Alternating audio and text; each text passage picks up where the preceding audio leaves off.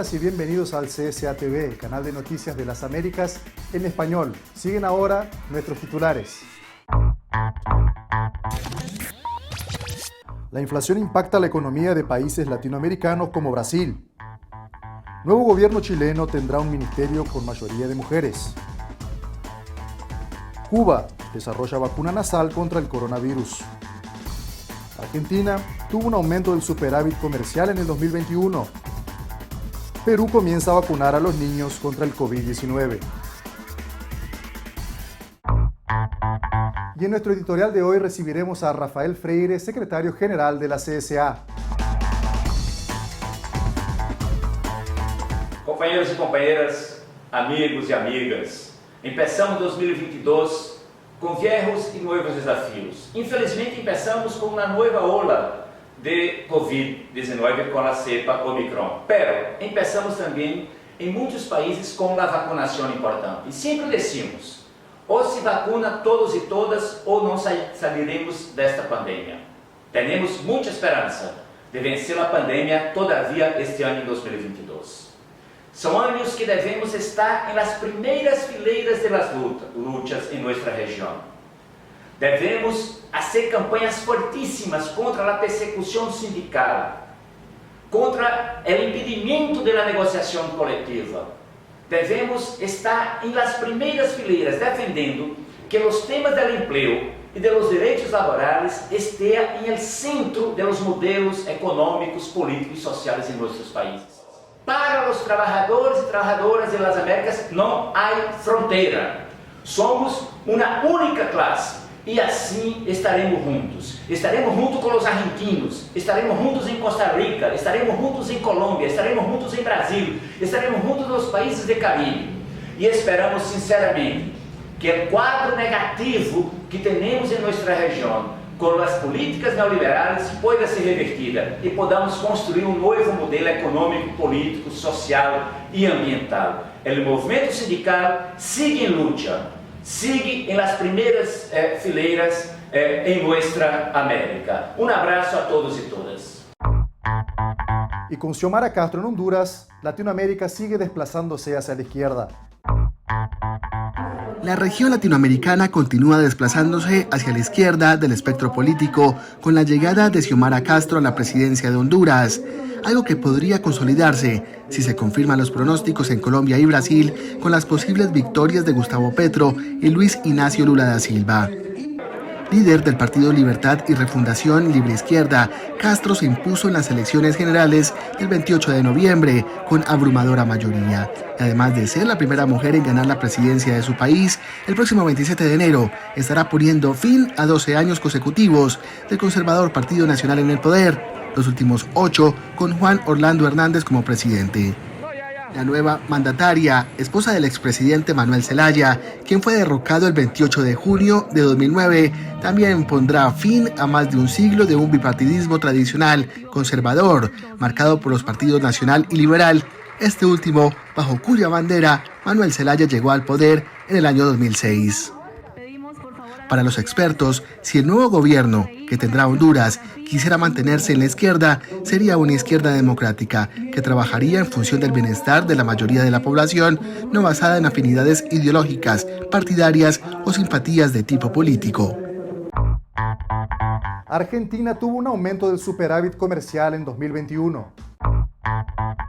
Un superávit comercial de 14.750 millones de dólares, lo que se traduce en una subida del 17,13%, acumuló Argentina el año anterior y con respecto al saldo positivo logrado en 2020, esto según fuentes oficiales. La subida del 2021 se debió al aumento de las exportaciones, reforzadas por la subida de los precios de las materias primas y la recuperación de la actividad mundial tras el impacto de la pandemia de la COVID-19. También se le suma un alza de las importaciones de la mano del rebote de la economía local. Según informó el Instituto Nacional de Estadística y Censos, el volumen del intercambio comercial aumentó un 45,1% frente a 2020 y fue el mayor nivel desde 2013. De acuerdo a los datos oficiales, en 2021 Argentina concretó exportaciones por 77.934 millones de dólares, un 42% más que en 2020. Entre tanto, las importaciones del año anterior totalizaron 63.184 millones de dólares, lo que representó un ascenso interanual del 49,2%. En 2021, los principales socios comerciales de Argentina siguieron siendo Brasil, China y Estados Unidos. Luego se destacó el desempeño de India en el cuarto lugar, seguido por Chile. Cabe señalar que para este año que apenas comienza, el gobierno de Alberto Fernández calcula que este año Argentina logrará un saldo positivo en la balanza comercial de 9.323 millones de dólares, con exportaciones por 85.887 millones de dólares e importaciones por 76.565 millones. Y la inflación impacta la economía de países latinoamericanos como Brasil. Económicamente hablando, la inflación fue el invitado indeseado en el 2021 para América Latina. Así lo consideran los expertos y lo confirman las cifras. En su empeño por hacer frente al segundo año de la pandemia, las economías más grandes de la región como la de Brasil, México, Chile y Colombia cerraron el año con un alza de precios mayor a la esperada. Esto debido a factores climáticos, políticos y sociales, entre otros, como lo explica el economista Daniel Velandia. Por ejemplo, el tema de que no hay containers en el mundo para el comercio internacional, el incremento en los precios de los commodities, que no hay chips o semiconductores para la industria, para los vehículos, en fin. En el caso de Brasil, el índice de precios al consumidor fue del 10,06% en 2021, en donde prácticamente dobló el del año anterior, que fue de 4,52%. Así las cosas, el IPC cerró el año con 2 dígitos, algo que no se veía desde el 2015.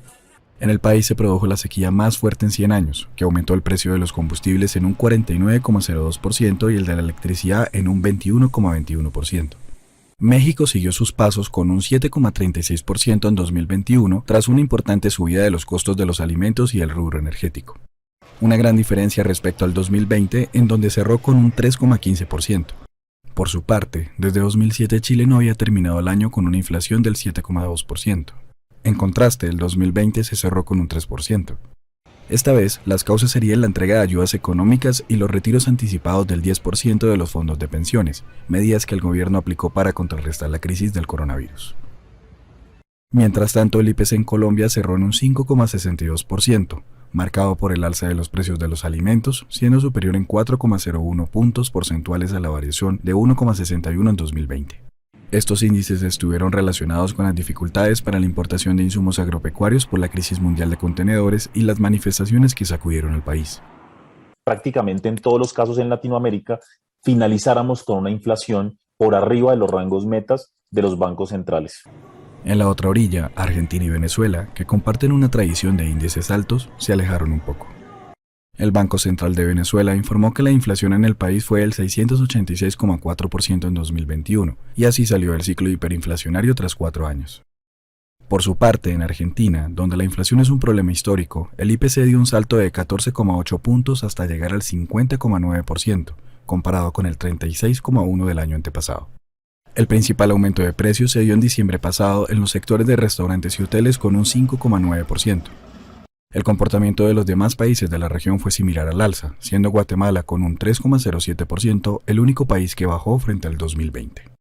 Según la CEPAL, la pandemia infligió un daño duradero al crecimiento de las economías en gran parte de la región. Se estima que el 2022 estará marcado por una desaceleración incentivada por la incertidumbre. Y el nuevo gobierno chileno tendrá un ministerio con mayoría de mujeres.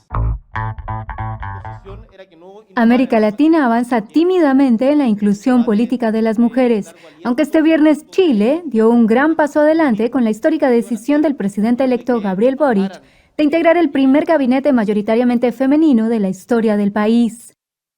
Se trata del primer gabinete con más mujeres que hombres, 14 frente a 10, con un promedio de edad de 45 años. En manos de las chilenas, Boric dejó carteras tan importantes como las de Interior, que contará por primera vez con una mujer en ese cargo, Defensa, Relaciones Exteriores y Salud.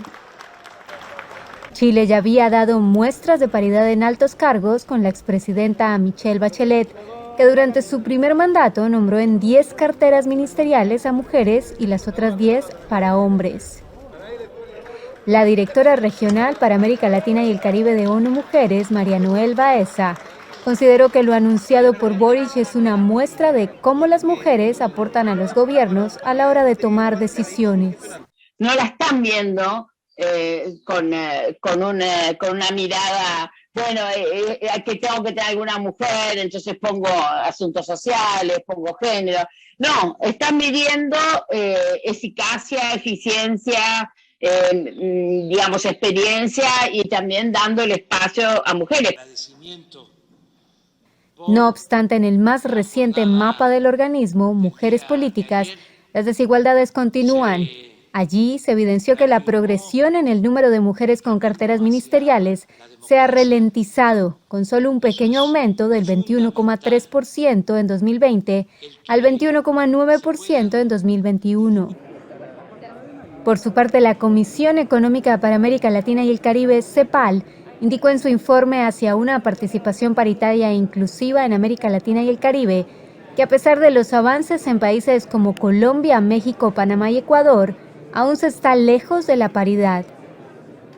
En Uruguay, por ejemplo, el actual gabinete del mandatario Luis Lacalle Pou solo cuenta con la vicepresidenta por primera vez electa, Beatriz Argimón, y 2 ministras, la de Economía y Finanzas y la de Ordenamiento Territorial y Vivienda. Su vecina Argentina no es la excepción al contar con apenas 2 ministras de un total de 21 carteras en la administración de Alberto Fernández.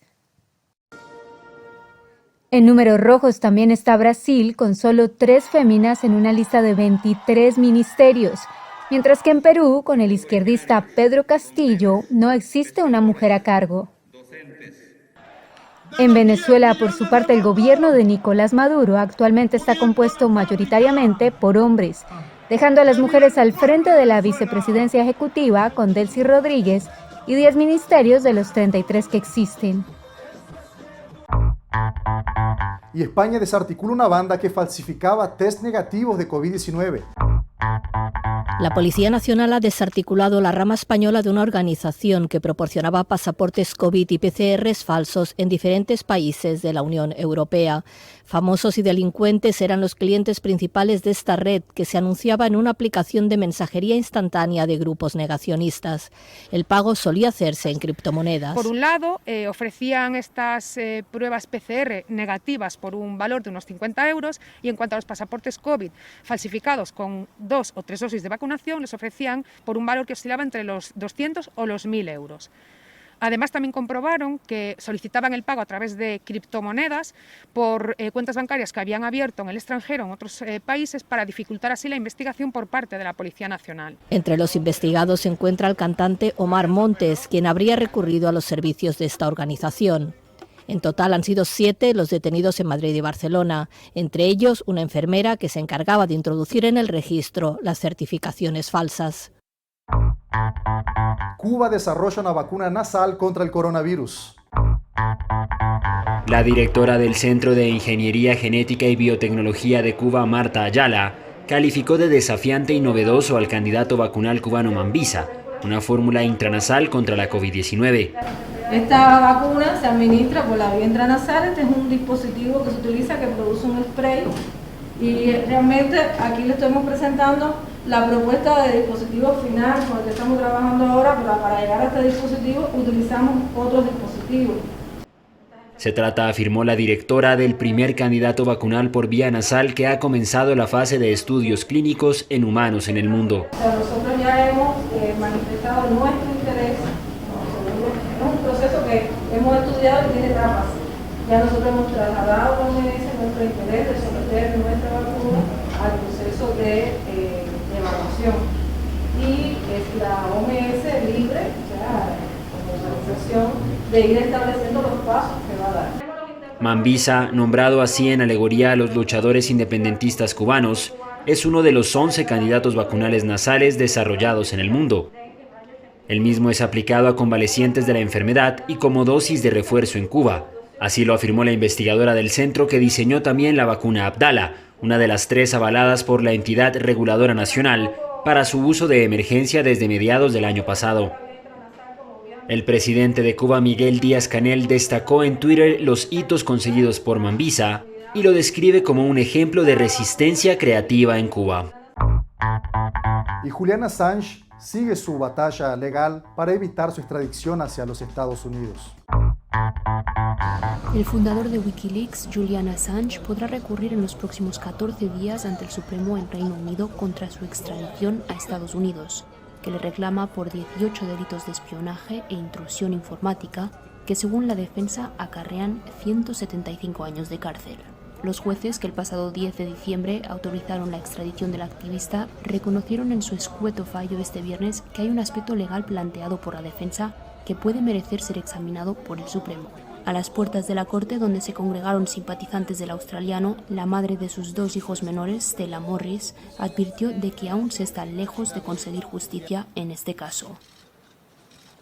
Julian has to be freed, and we hope that this will soon end. But we are far from achieving justice in this case because Julian has been incarcerated for so long and he should not have spent a single day in prison. De admitir el recurso, el Supremo tendría que analizar si es aceptable que Washington presentara durante el proceso de apelación el pasado octubre y no en el juicio inicial de primera instancia en enero de 2021 sus garantías sobre el tratamiento que recibirá el programador informático en suelo estadounidense. En su dictamen de este lunes, los jueces consideran que el recurso de Assange debería ser denegado, pero dado que el Tribunal Supremo nunca se ha pronunciado sobre este punto legal en concreto, dejan en sus manos decidir si quiere examinarlo. Y el secretariado de la CSA empezó sus misiones del 2022 por la República Dominicana. Esta y otras noticias en el próximo bloque.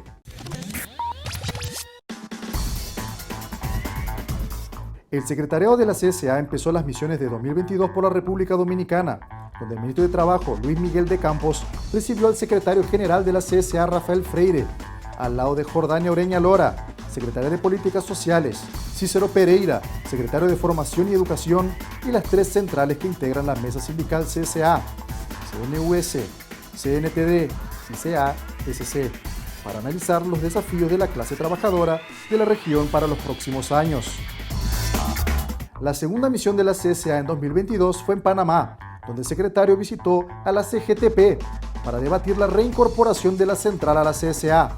Rafael Freire y Cícero Pereira también realizaron reuniones con las centrales CTRP, Convergencia Sindical y CONUSI. Y Perú comienza a vacunar a los niños contra el COVID-19.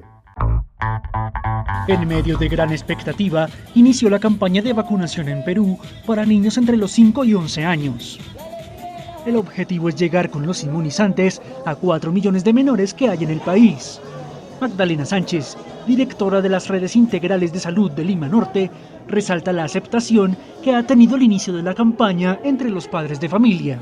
Hemos visto bastante interés de parte de los padres de familia por acercarse a nuestros centros de vacunación. Hoy día, antes de que empecemos nosotros, ya ellos han estado haciendo colitas. Eso quiere decir que están muy interesados y para nosotros eso es de verdad muy importante. Perú recibió recién un cargamento de casi 1 millón de vacunas de Pfizer exclusivas para comenzar el proceso de vacunación pediátrico. Los primeros en recibir las dosis fueron los niños diagnosticados con síndrome de Down, enfermedades raras, crónicas, trastornos mentales y pacientes oncológicos, esto según protocolo del Ministerio de Salud. Con la aplicación de los antídotos, los padres de familia ven una esperanza para el regreso de los jóvenes a las escuelas a finales de marzo o inicios de abril. Así lo deja ver la opinión de Flor Caldas, madre de un pequeño que recibió su primera vacuna. Ellos tienen que regresar también ya, pues porque también la educación y las clases a distancia no es muy buena. Entonces ya creo que ya es hora ya, ¿no? Y con la vacuna va a estar, creo, más protegida, ¿no? Y aunque no se puede negar el miedo al pinchazo, más pueden las ganas de volver a ver a los compañeros de clase, tal y como lo afirma Mateo, de 10 años de edad. Sí, porque extraño mucho a mis compañeros. Las regiones de Lima, Callao, Ica y Junín fueron las primeras en comenzar esta campaña, que de a poco se extenderá al resto del país. Para ello está previsto que continúen llegando lotes semanales de dosis para los menores de 5 a 11 años. Atentado en Colombia contra la sede de organizaciones sindicales y sociales deja 1 muerto y 9 heridos. La Confederación Sindical de Trabajadores y Trabajadoras de las Américas denunció el grave atentado contra los movimientos sindicales y sociales ocurrido el día 19 de enero en Colombia. La explosión de un carro bomba en un edificio donde tienen su sede entidades populares en la ciudad de Saravena, en Arauca, en Colombia, dejó al menos un muerto y 9 heridos. Según Francisco Maltés, presidente de la CUT Colombia, hechos abominables como este hacen evidente la necesidad de una amplia movilización al respeto a la defensa de las libertades democráticas y recomendaciones de la Comisión Internacional de Derechos Humanos de Naciones Unidas, algo que ha sido completamente ocultado por el gobierno. Para cerrar esta edición presentamos un video de Rafael Freire, secretario general de la CSA, que se despide de esta temporada del CSA TV. Muchas gracias. Amigos y amigas, compañeros y compañeras, todos sabemos los impactos de la pandemia en nuestra región. Y los impactos de la pandemia se produjeron de manera muy fuerte en nuestros sindicatos. Infelizmente, no tenemos condiciones de mantener por ahora el programa nuestro CSA TV, un programa victorioso, un programa de fuerte audiencia, fundamental para la comunicación alternativa en las Américas. Infelizmente, tengo que anunciar que haremos una suspensión temporária de nuestro programa CSA TV y retornaremos luego que podamos garantizar su continuidad. Quiero agradecer muchísimo a todos e todas de Tangerina Filmes que produz este programa. Agradecer a meu amigo Rubem Villaverde, a meu querido amigo Pablo Trollo, agradecer a Pepsena por estar em nossos programas desde o início, a Agustín, o companheiro que hizo possível também toda a reprodução do programa, a Daniel Ribas, muito fortemente, muitas graças por sua contribuição, a Javier, que sempre está com nós outros, agradecer as participações de Atahualpa e agradecer nossa coordenadora de comunicação aqui da CSA, Carol, que participa e é uma entusiasta desse programa. Eu harei o possível que esta suspensão seja o mais curta possível e que podamos volver com este noticiero fundamental para a América Latina, para as Américas e para o mundo. Agradecer o apoio da TVT de Brasil, Tarcísio Zécoli e os companheiros da TVT em Brasil. Agradecer todos e todas que estão reproduzindo. Sepa que dependendo de nós outros da CSA, muito pronto volveremos. Por agora, me despido com tristeza em el coração, pero com a certeza que vamos volver con ese noticiero alternativo. Muchas gracias. Yo soy Atahualpa Fidel desde la sede continental de la CSA en Montevideo, Uruguay. Muchas gracias por acompañarnos y nos veremos en breve.